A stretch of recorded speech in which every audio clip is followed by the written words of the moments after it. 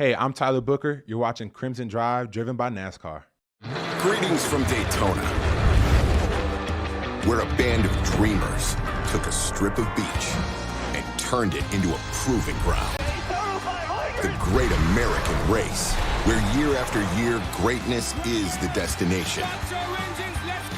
So book your experience and soak in 500 miles of history and tradition. Once you arrive, you'll never look back. Secure your seats now at Daytona500. Roll Tide and welcome to this Thursday edition of Crimson Drive, driven by NASCAR. This is Roger Hoover. Great to be with you from our Tuscaloosa studio today as we're getting closer and closer to the start of Alabama football season. The soccer team performed last night in an exhibition game, so we got some soccer conversation as well as a focus on football coming up on today's show. But we'll start by going through everything that's coming up on the show and our headlines thanks to our friends at RJ Young. RJ Young is the official technology solutions provider of Crimson Drive. They've given us this smart board to go through everything in a real interactive way here on the show, starting with our headlines and what's coming up. We will start with the conversation with our good friend Aaron Suttles, the director of content for Yay Alabama, Alabama's NIL entity, as he'll discuss everything that's going on with the start of Crimson Tide football practice, plus some special perks that are coming up for Yay Alabama members, especially what's coming up on Sunday, so you don't want to miss our conversation at the jump with Aaron Suttles. Then we'll talk soccer for a little bit. We'll actually go to the Alabama Soccer Stadium and talk to Crimson Tide head coach Wes Hart, get his thoughts on preseason practice for the Crimson Tide soccer team. Then we'll meet one of our newcomers, freshman defender Breezie Brewer, who did appear off the bench in last night's exhibition against LSU. She'll talk about her journey from Southern California here to Alabama. And we'll close out the show kind of like we did last week by taking a look at what's going on at Alabama football practice, some footage this week from the Hank Crisp indoor facility, some work the Crimson Tide put in yesterday. Speaking of that Crimson Tide football team, again, the second week of fall camp is fully underway, culminating with what's coming up this weekend at Bryant-Denny Stadium with Fan Day. As again, the gates will open at 10:30, open to all fans, and then the autographs will be at 1:30. That is for Yay Alabama subscribers only and members. So you need to make sure you go ahead and sign up for Yay Alabama. Aaron Suttles in a few moments will talk about all the different membership tiers and how you can get involved, how students can get involved as well. But great opportunities for autographs and pictures with Crimson Tide football players and coaches coming up for Yay Alabama members coming up on Sunday, August 11th. Also, congratulations to Malachi Moore and Jalen Milroe. They have been named finalists or onto the watch list for the Walter Camp Award. Really all over the place, Crimson Tide football players getting placed on watch lists as we get ready for the season. Wes Hart, Crimson Tide soccer team getting ready for the season. Last night took on an SEC opponent in LSU, a team that Alabama will not face during the regular season. And last night it was a 2-1 victory for the Crimson Tide against LSU here in Tuscaloosa. Again, in an exhibition game as we're still a week away from the first game that's coming up for Alabama against TCU. By the way, goals last night, Gianna Paul, who we'll talk to on next week's show, plus Nadia Ramadan. Great to see that for Alabama. Crimson Tide, 2 years removed from an SEC championship, really stayed in the top 25 all season long last year. Already, Alabama has been named the preseason number 20 team in the country. And as I mentioned, coming up on today's show, we'll have conversations with Wes Hart and Breezie Brewer. Next week, we'll have Callie Brewer as well as Gianna Paul, so plenty of soccer content to get you ready for the season. Tide in Paris, the Olympics starting to come to a close, but in the 400 meter in track, we saw 3 Alabama student athletes, either former or current, place in the top 10. So really great performances. More details available at rolltide.com. We saw that in gymnastics with Luisa Blanco, Shalon Olsen, but even the shot put, the hammer, Alabama competing very well in Paris at the Olympics. Ethan was able to watch the 400 meter, our producer, so he can give you more detailed rundown than I can. But again, all the details, rolltide.com. But Alabama has been represented extremely well so far in the 2024 Paris Olympics. There are a few updates to Tide loyalty points, especially for students coming up this year. So make sure if you're a student, you check that out, rolltide.com, for all the latest and kind of learn how you can use loyalty points to your advantage throughout all Alabama sporting events this year. Crimson Tide gymnastics team welcoming back Morris as director of operations, so another good move by Ashley Johnston and her staff. And then summer commencement this past week, 23 graduates, including Mark Sears. Great to see him get his degree. Love seeing that from Mark over this past weekend. Right now, of course, we're focusing on football, and the Crimson Tide football team still in the early stages of preseason camp, but Aaron Suttles, who covered Alabama football as a media member for most, if not all, of the Nick Saban era, now is part of Yay Alabama, the official NIL entity of the Crimson Tide. He joins us to talk about what's coming up for Yay Alabama members, not only the fan day that's coming up on Sunday, but a special event coming up after that, plus some special access throughout the season. Aaron Suttles details that, plus a look at the Crimson Tide football team next. Roll Tide and welcome back to Bryant-Denny Stadium. We're at the Advantage Center studios. I'm Roger Hoover, now pleased to be joined by Yay Alabama's Director of Content, Aaron Suttles. And Aaron, Roll Tide, it's football season. I know we're still a few weeks away, but it really feels like it now. I'm not ready to give up my tee times just yet, but it looks like it's going to happen sooner rather than later. Absolutely. It's been good to see the Crimson Tide on the practice field over this past week, and Yay Alabama is giving fans a really unique way to interact with the Crimson Tide coming up this Sunday. Yeah, fan day, right? Which has traditionally been a good event for fans to go to. The good thing for Yay Alabama members is you get autographs, right? So we started that last year. It was a good turnout, I felt like, and a good way to raise, I think, awareness for what Yay Alabama is, what we're trying to do, trying to help your favorite program. So I'm looking forward to it. Last year was super hot. I imagine it's going to be hot again. And so we wondered with new football coach if he would. There was some talk maybe they're going to move that portion of the event indoors, but nope, it's back at Bryant-Denny Stadium. Back at Bryant-Denny Stadium coming up. And again, fans can go to the practice, but for that portion where they get to interact with student athletes and coaches, you do need to be Yay Alabama member, which it's not a high hurdle to cross, $18 a month membership. If you're a student, it's a $5 a month membership, and all 100% of those proceeds that you give to Yay Alabama go back to the student athletes here that represent the Crimson Tide. So that's a really cool opportunity coming up this week for Crimson Tide fans, and then even moving forward, a kickoff dinner, we understand, where, again, there's more interactions that are able to take place if you are a member and sign up for the event. Yeah, one good thing about Coach DeBoer is he's very big on giving access, which we've seen, right, with assistant coaches talking, more players talking. So it's been a new day for Alabama football, which is always exciting. But, yeah, one of the events that he sort of held close to his heart that he brought with him from Washington is this event. It's a kickoff dinner they did at Washington. I believe they called it Raise the Woof for the Huskies. We're calling it Raise the Flag. And it's to benefit the program. It's to raise money for the program. So we are selling tables. If you want to go to yayalabamaevents.com, all the information is there. If you want to get tickets for this event, August 23rd, there's going to be some auction function of it. All the players will be there. All the assistant coaches will be there. There's a VIP portion of the event if that suits your needs, where you're going to get to interact with some players and the coaches in that. And then you'll hear a keynote address by Coach DeBoer. But, yeah, all this is to raise money.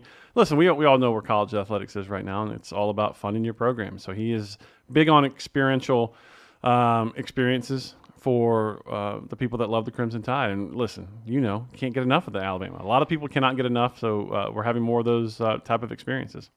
How have you seen, since he took the job, him embrace the NIL side of this business, and as well as what Yay Alabama can do for the program? Yeah, 100%. And I'm not going to say that Coach Saban didn't. I think Coach Saban sort of viewed it. He was pretty adamant and outspoken about what he thought NIL was, what it had become. But Coach DeBoer has welcomed it 100% because it's the reality. And like it or not, it's what's here. It may change in a year. It may change in 5 years. But it is what it is right now. And for people who care about Alabama, this is what it is right now. And so he came in, met with me, I believe, one of his first weeks on the job, called me into his office. What can I do? And it's all about creating. I'm the content director of content. So it's all about me creating content, having access to do that. And then from just stewarding our membership, it's about experiences. People want experiences now. And so we tried to give them that. We're hopefully going to have more. We're going to have a basketball event, shameless plug coming up when basketball season starts. So I think that's the reality of where we are in college athletics. People want access, and to get that access, it's more and more occurring through NIL. We're really excited about that, and especially here on the Crimson Tide Sports Network, because now Yay Alabama has a great partnership, a new partnership announced this week with Crimson Tide Sports Marketing and Alabama Athletics. And again, just our brands working together hand in hand, promoting the Crimson Tide. Yeah, I think it's the future and what it is. And that's one thing I'll credit the businesses and the university itself for not running from what this is. It is where we are in college athletics. And so rather than maybe complain about it or look for a way out of it. It's embracing it. And are you going to have to evolve? Absolutely. But you got to evolve as a football coach. Every other year, there's something that you have to evolve with, whether it be scholarship limitations or hurry up, no huddle, or the rules changing. I mean, there's something. Life is evolving, and so for an athletic department, you can't do business like it's 1970 anymore. It's not where it is, and student athletes have a lot more control over their brand and how they're monetizing that. And part of that is how we're going to have to cover, and you're going to start seeing more and more of these type of partnerships, these type of in-house media entities, rather than outside media controlling all the stories and where you go. It's I think, going to become more and more sort of an in-house production. And how much have you enjoyed that? I believe we interviewed you pretty quickly after you got the job over a year ago and checked with you during football season. Just how have you seen it evolve now that you're over a year in with you? Yeah, I love it. I can't say enough good things about it, and I'm not just paying lip service to it. I take a young man like Terrion Arnold, who, if you look at him this time last year, didn't come in as a starter, certainly didn't come in as a first-round draft pick, and he had to earn that on the field, of course. But then he took that and with his personality, with him taking advantage of NIL opportunities, which we provided at Yale, Alabama, became a media superstar to the point where we're at the NFL Combine hearing reports that he's the star of the Combine just because he's so good in front of a camera, in front of a microphone. He projects his brand the way he wants to. And I like to think we had a little to do with that. Obviously, not everyone is born with a phenomenal personality like Terrion Arnold, but the way you carry yourself, the way you take advantage of every time you're in front of a camera, every time you're in front of a microphone, projecting what you want your brand to be, I like to think we had something to do with that. You look at a guy like Tyler Booker, who knocked it out of the park at SEC Media Days. He's another one. So having very small, again, we didn't have very much to do with it, but we had a very small role in helping these guys build a platform, sort of teaching them the educational experiences they got through the opportunities of NIL. I think it's invaluable for these guys. So being a part of that and also getting still to cover it like a traditional, like I did when I was in traditional media, is awesome. So the best part of my job is I get to see these guys and talk to them. The girls, the women and men that represent the University of Alabama as student athletes. They're phenomenal. They're phenomenal athletes, but they're also, a lot of them are phenomenal people. Yeah, they really are. And I think we talk about personal brand, but it's not tangible in a lot of ways. But for Terrion and Jalen Milroe, very much was with the Lank brand that got developed as the season went along. I just saw the wonderful Lank documentary that you were a part of. Just, you have to be thrilled with how that went from an idea, a mindset, to all of a sudden something that's on the inside of Terrion's jacket when he's front and center at the NFL draft. I mean, it's what, and I think Coach Saban said this in the Lank documentary, it is what NIL is supposed to be.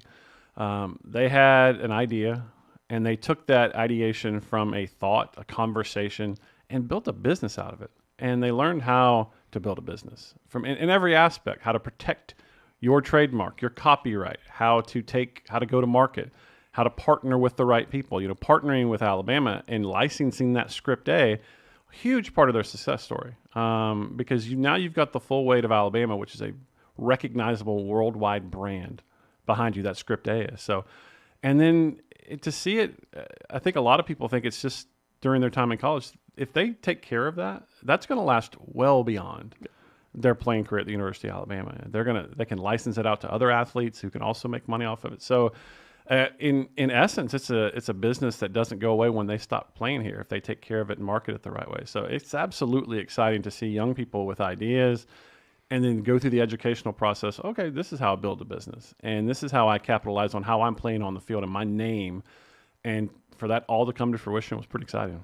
It really is. It was one of the best stories from last football season, but now we're thinking about this upcoming football season. I know you've been out to practice some. Just what are your early impressions of what this Crimson Tide football team can be? Well, you got to wake up early now because it's a morning practice. Do you like that? I do. And I think the players probably like it because that afternoon heat in Alabama, as I just walked into the Brighton Stadium, is a different animal. No, I think there's a lot of talent on this team. I think the coverage you're going to see about Alabama from national media, from local media that cover it, it's different.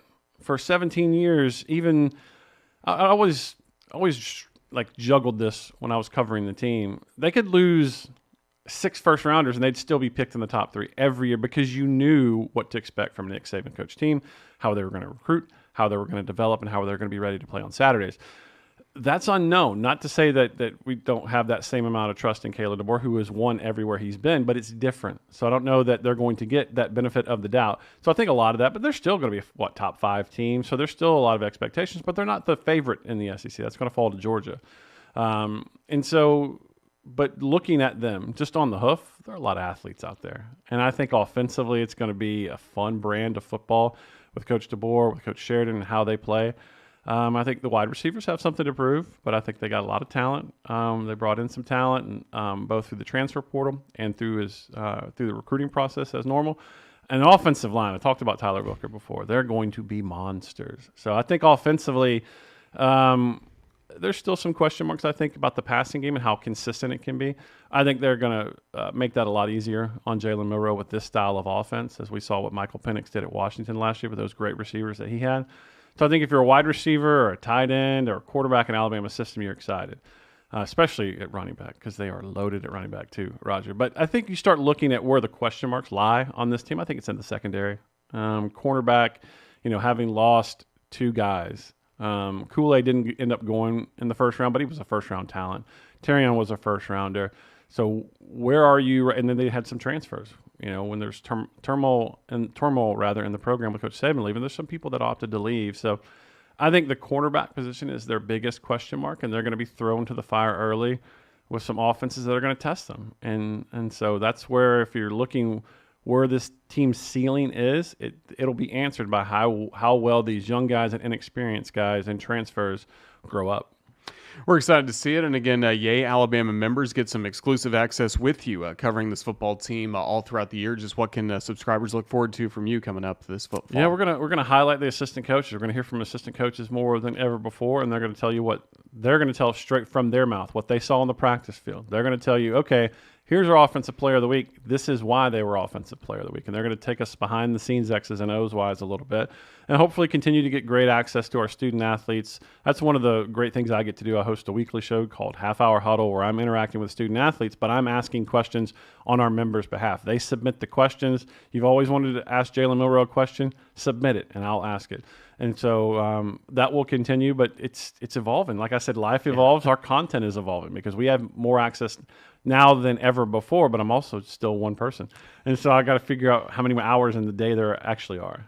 Well, we're excited to see what's coming up. Again, Yay Alabama with the Fan Day coming up this Sunday, and then the kickoff dinner coming up shortly thereafter. Where can fans go for more information? Just get plugged into everything Yay Alabama. If you're interested in the August 23rd event, I would go to yayalabamaevents.com. All the information is there. And again, this is a one-of-a-kind opportunity. Before the season, I think the week before the season, you're going to get to interact with players and the coaches and hear directly from them as we head into the season, which we never had that before under Coach Saban. And then for Yay Alabama, just go to yay-alabama.com. All the membership tiers there. We just launched a new website late last week, so I'm excited about that because it looks better. It's more clean. I'm able to showcase our content a little better, and it's a little refresher.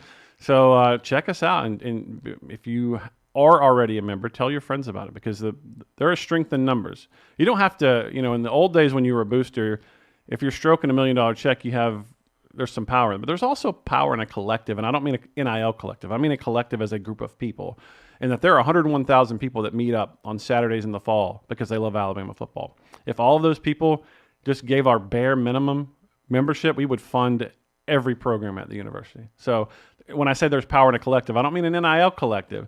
I mean a collective as a Crimson Tide family. So make sure you're checking it out and check out our content, leave some feedback, and let's make Alabama the best it can be.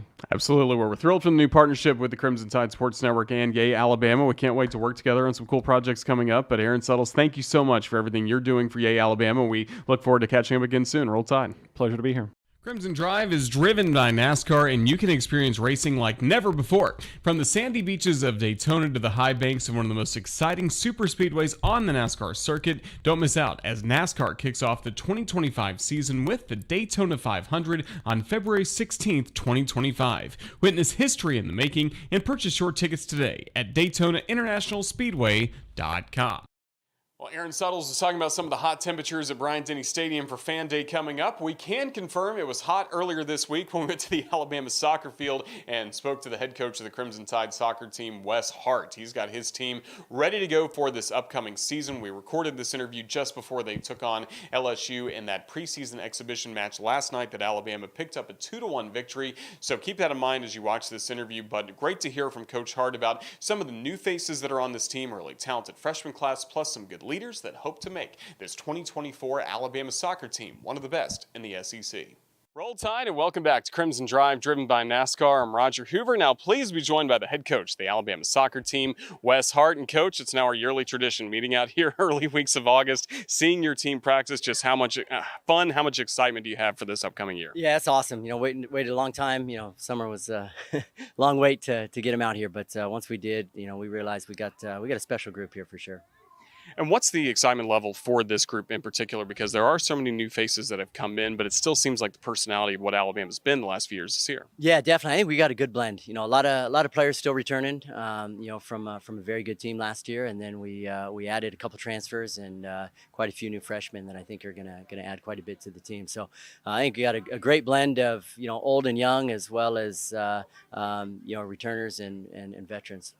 We had an interview a few weeks ago with Sydney Yoppage talking about the captain's practices, all the work they've done. Who have been some of the key leaders organizing this team throughout the offseason, and who's providing leadership early on? Yeah, I think it's great. We've got 8 seniors. 3 or 4 of them are actually maybe even 5 of them fifth-year grad seniors. So we definitely have some age and experience in the group, and they certainly add a lot of leadership. And then you've got some very, very good young talent. Some young freshmen that have come in and that have played with and on some very good teams. And so, I think you got a good blend, like I said, and a lot of big personalities, a lot of good soccer players, a lot of confident players, and I think we're getting leadership from a lot of different people. And then going to some of the younger players, the freshmen that come in, was this a class that was really a result of the SEC Championship College Cup season? Yeah, definitely. Right. This is kind of this 2024 class was a byproduct of the 2022 season, and kind of the success we had, we were able to parlay that into an incredible recruiting class, probably one of the best recruiting classes we've had. And so, you've got 8 players, and hard to single out just one because every one of them brings something different. And I think you could see any one of the 8, be impact players for us this year, whether they're starting, whether they're coming off the bench. I think all 8 have the potential to impact. Let's go through the team a little bit. Starting up top, we just talked to Gianna Paul. Looks like she's ready to go once again to find the back of the net. Yeah, Gianna, we did not have her all spring. She was injured. She was nursing a quad injury from the fall, and so I forgot how fast and athletic and just dangerous she was. And so the first day of training, she looked awesome. She looked like she was back to herself, and just kind of, like I said, kind of forgot about her in the spring and what she brings, and she brings a whole new dimension to the group. And so Gianna's back, and man, we have probably 7 or 8 attacking players that could, each of them are capable of scoring a lot of goals this year. So Leah Cundy, looks good. She looks strong and powerful and fast, and I think she'll do a great job, beating players down the wing and getting serves in the box. You have Maddie Podolsky, an incoming freshman that's a member of the U17 national team, and will likely be going to the World Cup this fall, so we'll miss her for a few games. But on the left side, she's so dynamic, 1v1, getting out players. But you got Nedia Sawan, who's a transfer from Portland that has a history of scoring a lot of goals with Portland. I think she's going to come in. Kate Henderson, a returning 5th-year senior. I could keep naming them. It's pretty exciting. How about in the midfield? Yeah, midfield. Probably going to be kind of our youngest, kind of position group. Lexi Meyer and Kylie Kukin, attacking midfielders, Cami Silva, Nadia Ramadan. Those are both sophomores, but again on the younger side. And then you got Melina Rabimbis, a sophomore as well. She's a transfer from North Carolina. She was a member of a U17 World Cup team a couple years ago. She's coming off an injury, but as soon as she gets healthy, I think she's going to be a huge weapon for us. I think she'll be able to give service to the front line and help them score goals. But really, really happy with that position group as well. Then the back line, we just talked to Jessica Skorka. She's one of the returning faces. Some new faces there, but still plenty of talent. Yeah, absolutely. Still got Brooke and Jess from the 22 SEC championship season. So they're two starters that have been in that back line that they're comfortable there. Have Sydney Yapich, who's kind of been a utility player for us. And I don't say that in a bad way at all. I mean, she's someone that you could literally plug at 4 or 5 different positions, and I think she could start for us in 4 or 5 different positions. But Sydney gives us the ability to play center back, outside back, or holding midfield. And I think, like I said, I think she could be an impact at any one of those positions. And then, the other side, Jess being on the right and on the left side, trying a couple different people there, but we've been happy with what we've seen. Atala Jameli, who's a, very dynamic attacking player. We're kind of messing around with her a little bit in the back and seeing what she can do. Breezie Brewer, an incoming freshman, is athletic and tough, and she can bomb forward and get forward just like Jess does on the right. She can do that same thing on the left. And so I think, more so than any team we've had at Alabama, I think we've got depth in every position, and pretty exciting to see. And as you know, in the college game, it's only a matter of time before fatigue sets in, or injuries set in, or players getting called in for national team, and so that depth is important. Playing Friday Sundays or Thursday Sundays, and you need that. And so that's what I'm probably most excited about this group, is you have depth in every position. And then how about goalkeeper? Yeah, goalkeeper. Coralie and Ellie, both played with us last year. Coralie was, kind of rotated, starting with Dylan, who graduated, but by the end of the season, Coralie had kind of won out there, and so Coralie is back, and 1 year older, and one year of experience under her belt. So I'm excited about Coralie.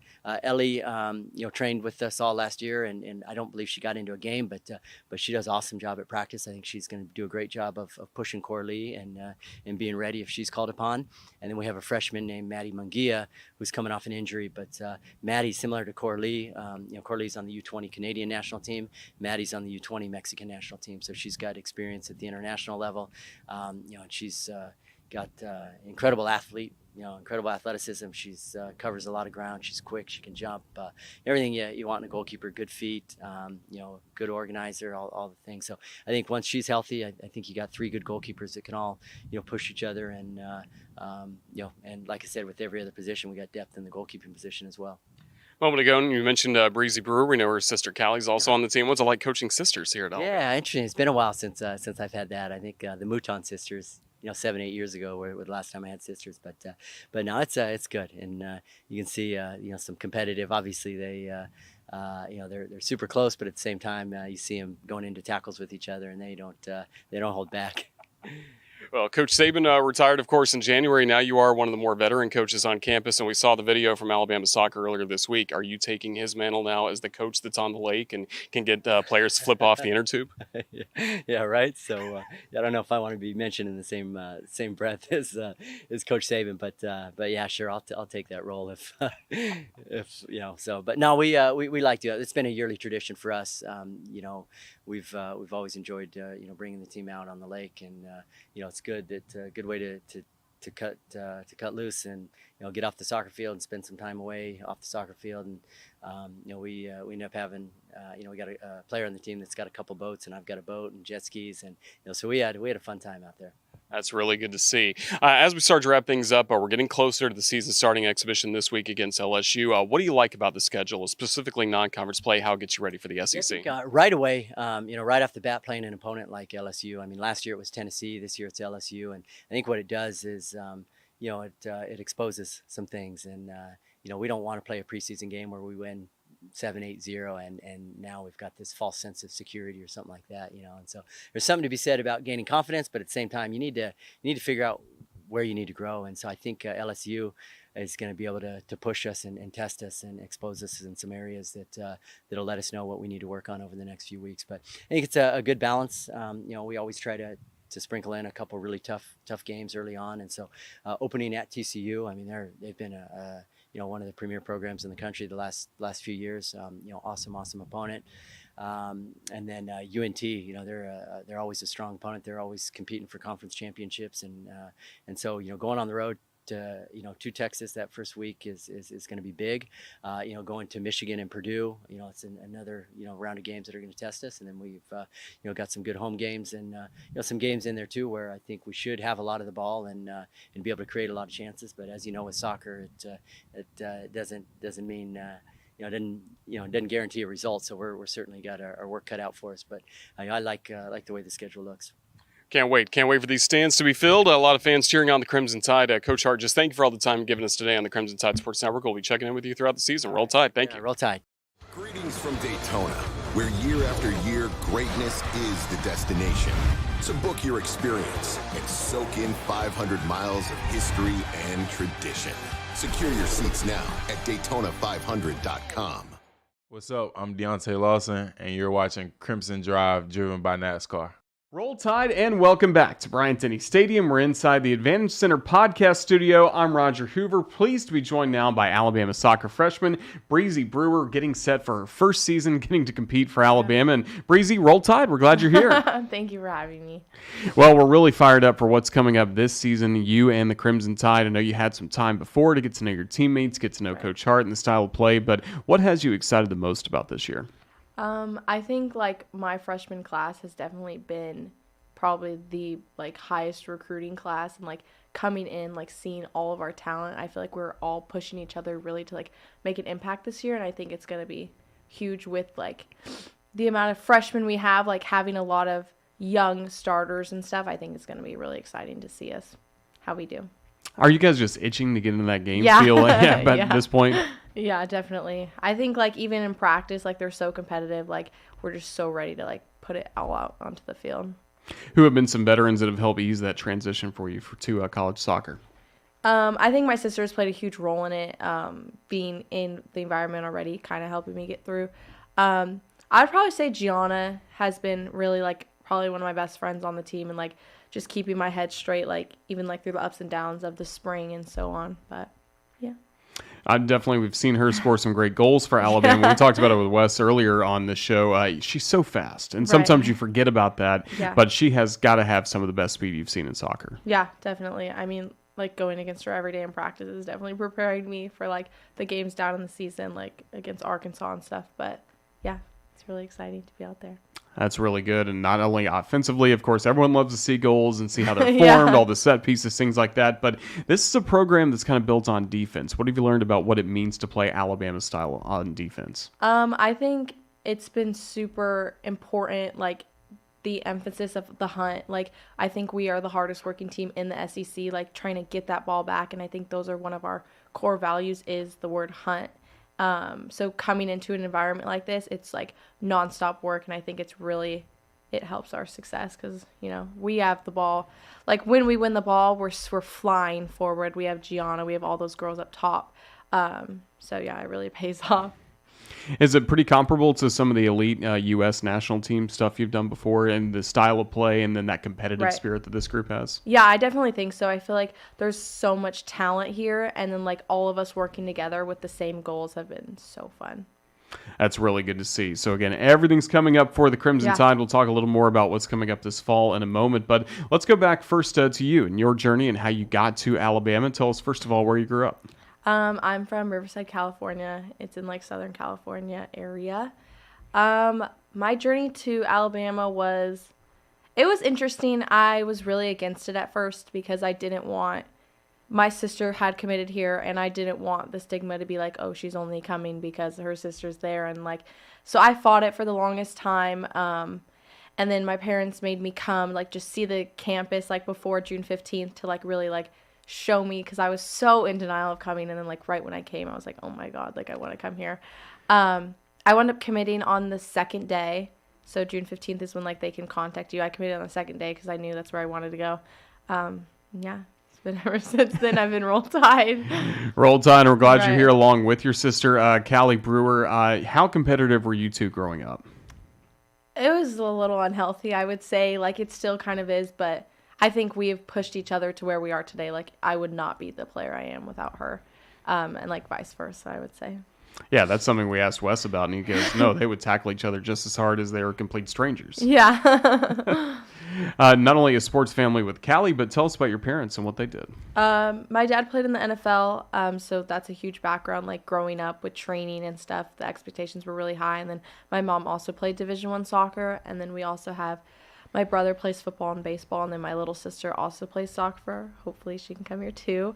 But yeah, it's been a really competitive household. Like even my sisters, like they've like showed me what it means to like really work hard, and my parents, like they understand the process, so they've put me in a lot of good opportunities to really take my game to the next level and also kind of separate myself from the rest. I feel like my whole family is a lot of athletes. Like my grandma did swim and dive at SC, like my mom's dad played basketball at SC, and there's just like so many, like my grandpa played at UCLA, so it's just like we're a family of athletes. So I think that obviously it plays a huge role into my success and also like me as a person. It's kind of like what I do. So with all that athletic background, what made soccer win out for you and specifically your sister Callie as well? It was pushed by my mom. We didn't really have a choice growing up because she played soccer. But obviously I grew to love it, and it felt the best for me. And it's absolutely great to see, and her success as well. Like you mentioned, that you didn't want to always be known as Callie's sister. How'd you do some things as you're growing up to kind of stand out from the rest and really make Breezie, your own star? I think Callie and I are super different players. I'm really like loud. I'm physical. I'm aggressive. I think Callie is more composed and like calm on the ball. So I feel like the scrappiness of me kind of set me apart a little bit, like, oh, that's a little sister. But I think if you watch us play, we are different players, but just like the stigma of, oh, I'm her little sister has always like been a little bit, I don't know how to explain it, but a little thing that I just keep with me. Did you play on a lot of the same teams growing up, or is Yeah. the age difference keeping you apart? I played up on her team, which was super beneficial to me and like my growth. It was also really nice for my parents because we don't got to go to 2 different games. But yeah, we've always played on the same teams growing up. So yeah. That's certainly good to see. And then once soccer became clear that was going to be the path for you to go on, what were some steps that maybe were a little outside the box that you and your family took to making sure you were training the right way, getting all the support you need to become an elite player? I would say like in like 5th and 6th grade, I kind of really started taking it really serious. And then that's when I enrolled in like a sports academy school. It was called a prep school. I think that I contribute all of my success to that school because of the way it grew me as an athlete. I think the stigma around me specifically is like how athletic I am, like my strength, my speed and stuff. And I think doing that, it kind of showed how invested I was in soccer and how serious I took it. Like not going to public school, not even going to a regular high school, like staying in that, like being homeschooled. I think that's where probably in 6th grade is when I started really taking soccer seriously. And then like from then on, it was like all in. So even as early as like 6th, 7th grade, you were having a daily schedule that's now pretty comparable to what you do at Alabama, right?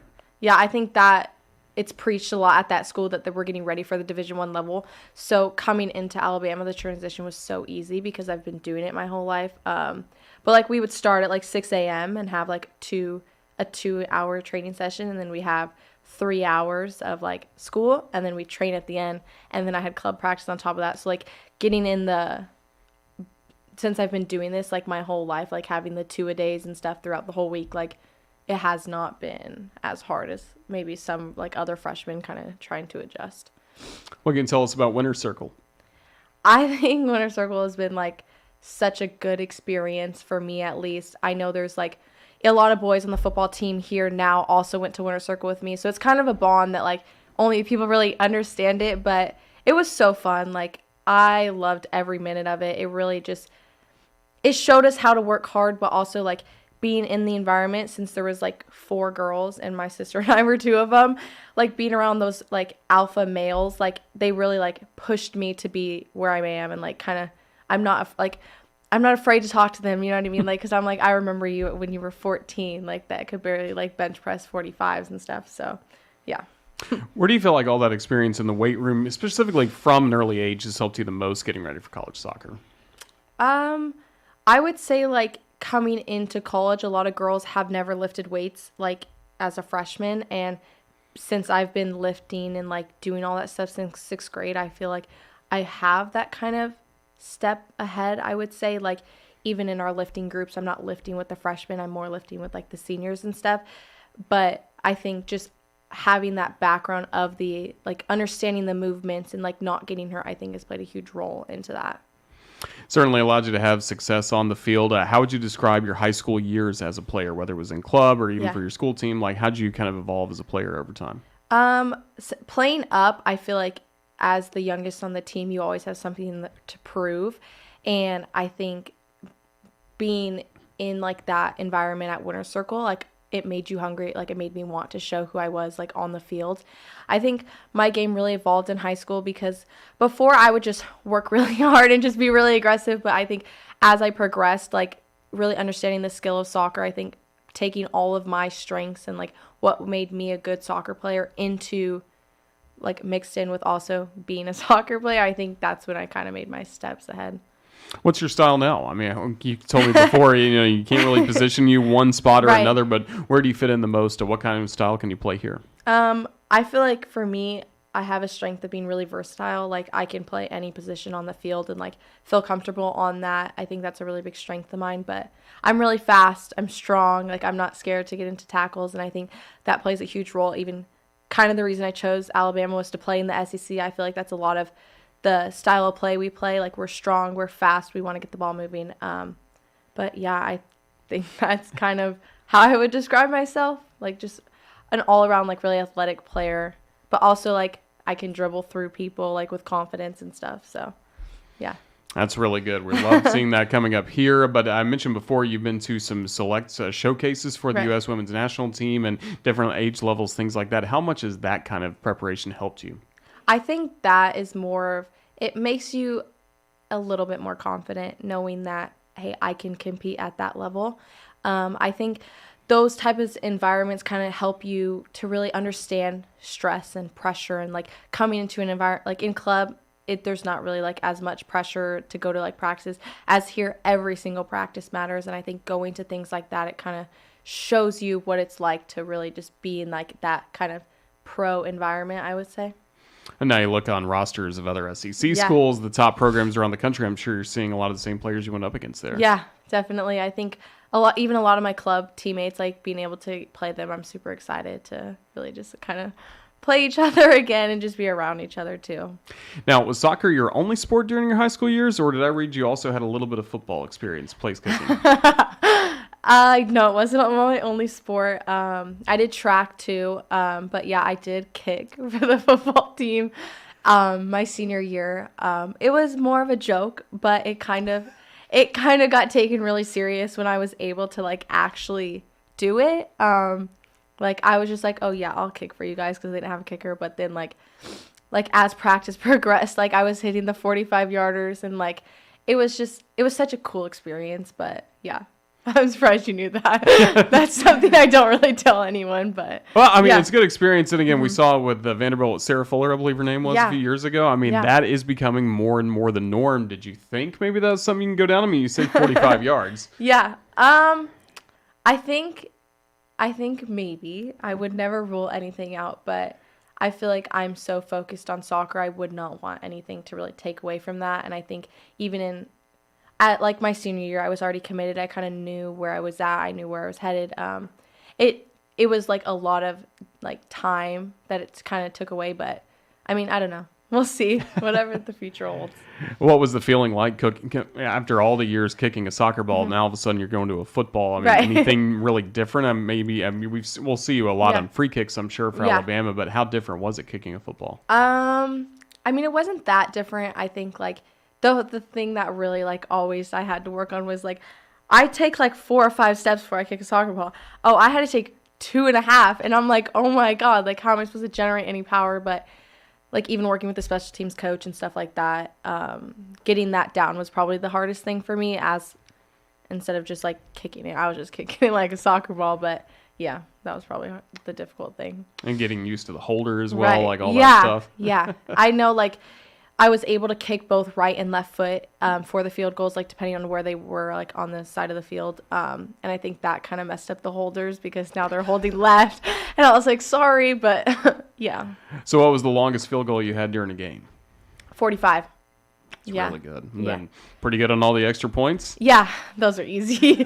Those are like PKs, but yeah. That's really cool to see. And so all of that kind of gets you ready for what's going to be coming up this year with this Crimson Tide Yeah. team. You mentioned you can fill a variety of different roles for this group, and obviously you're going to bring the effort, bring the energy. What excites you the most about starting with the back line, in case we see a lot there, Yeah. what this back line can do?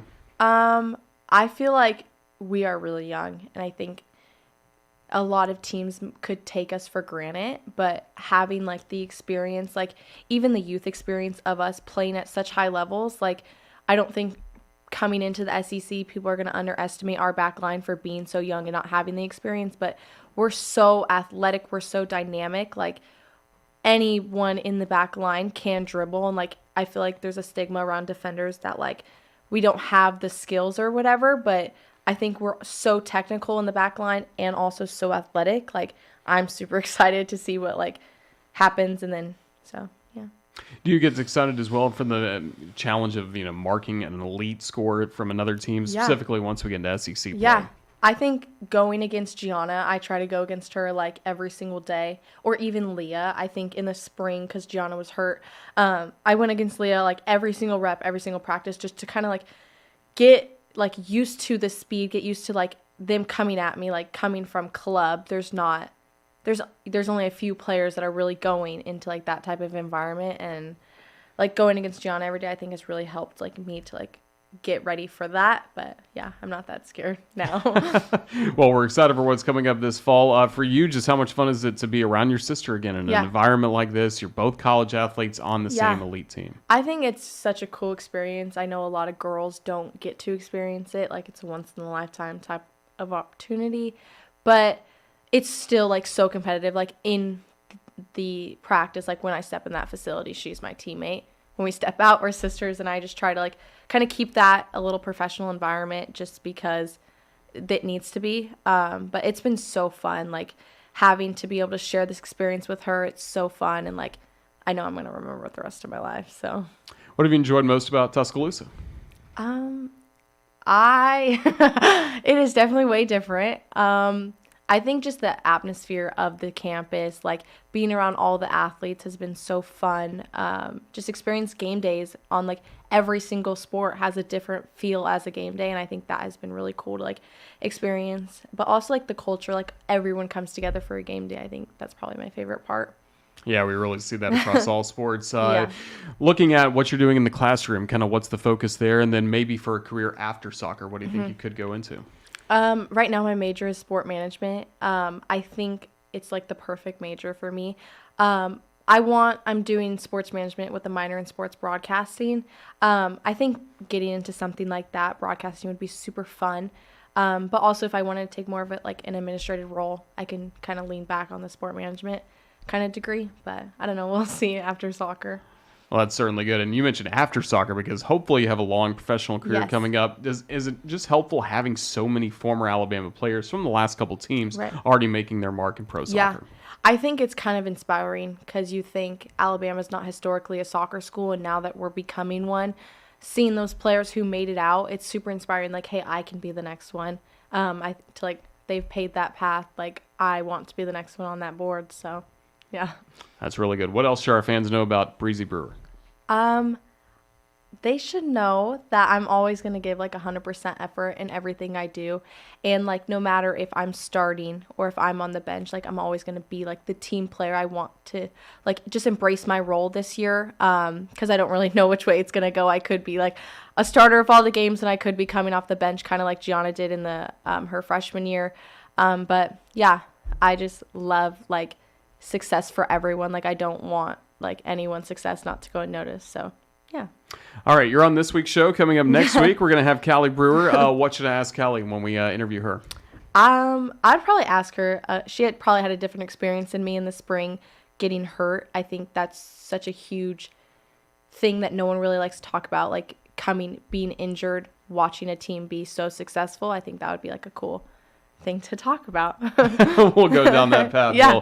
Well, Breezie, we have had a blast catching up with you, getting ready for this upcoming season. Just thank you so much for the time you've given us here on the Crimson Tide Sports Network. We'll talk to you again. Roll Tide. Thank you. Roll Tide. Again, a fun conversation with Breezie Brewer. We'll be talking to her sister Callie coming up on next week's show.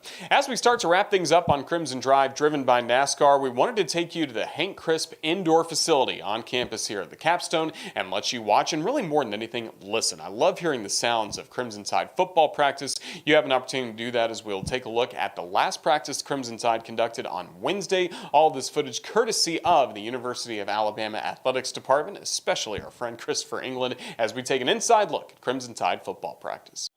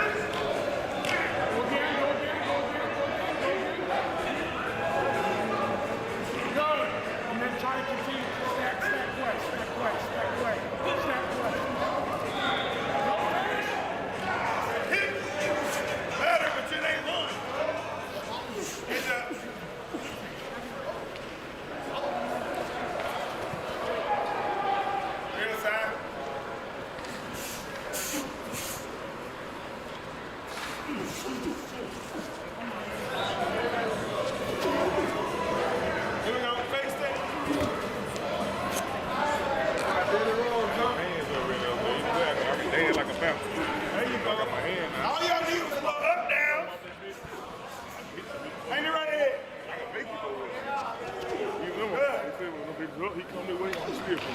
Good, George. Switch line.